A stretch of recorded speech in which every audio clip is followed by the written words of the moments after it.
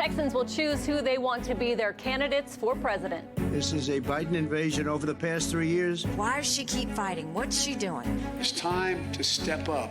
It's time to step up. Which Democrat will run against Ted Cruz to represent Texas in the U.S. Senate? We have loose Republican gun laws across this state and across this country that are killing kids.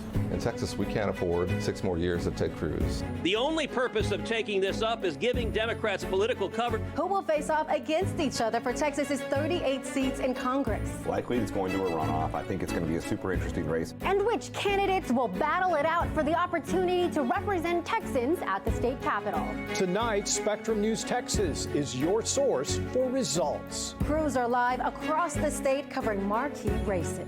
Plus, we have expert analysis to break down the latest results here in the studio. Our Decision 2024 coverage begins now.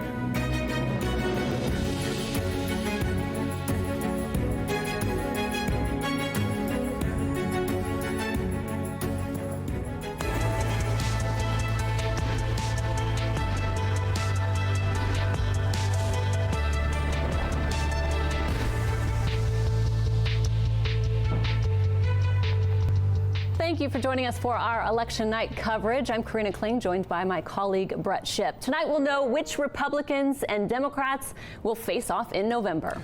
Or who will head to a May runoff in their party's primary. We'll be tracking it all as the results come in.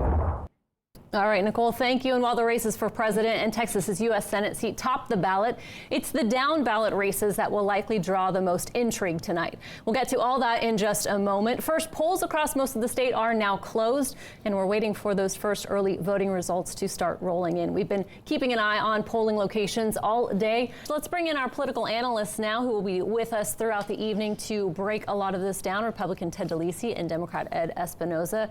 Guys, thank you for being with us throughout the evening. Good to be here. Yeah, give a shout out to Ted too. It's his birthday today. Happy birthday, Ted. Well, first of all, I mean, we're talking so much about the U.S. Senate race and who's going to go up against Ted Cruz in November. Ed, I'll start with you. I mean, do you think that Colin Allred can win this tonight without a runoff? You know, it looked like he had the stronger campaign throughout this primary. He had raised the most money. All right, Brian, thank you. And all 150 seats in the Texas House are up for grabs, since most of the seats were drawn to be safe for Republican and Democratic incumbents in the last round of redistricting. Most of those races, as we've been talking about, will be decided in the primary tonight. But a GOP civil war is taking place as Governor Abbott tries to take down Republican incumbents who voted against his private school voucher plan, and Attorney General Ken Paxton tries to oust those who voted to impeach him. The two don't align on all of their endorsements, adding to the intrigue. Well, and first, Ed, I'll come to you on this. There was also a North Texas Senate race. Sorry, are you still chewing right now? Yeah. Okay, just kidding. Let's go to Ted. Corn dogs are getting some we gotta keep our energy up on here. Mid-break snacks in there. Ted, so the Texas House races, let's look at Speaker Phelan again real quickly, because this is really the one that we are paying so much attention to.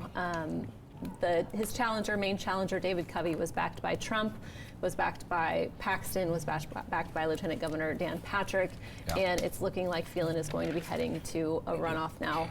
I mean, how vulnerable is he in a runoff election? Look, runoffs can go either way, but I mean, obviously, I think that it's no mystery the speaker was hoping to prevent a runoff. The fact that Covey got more votes than Phelan tonight is, I think, it's probably the number one surprise.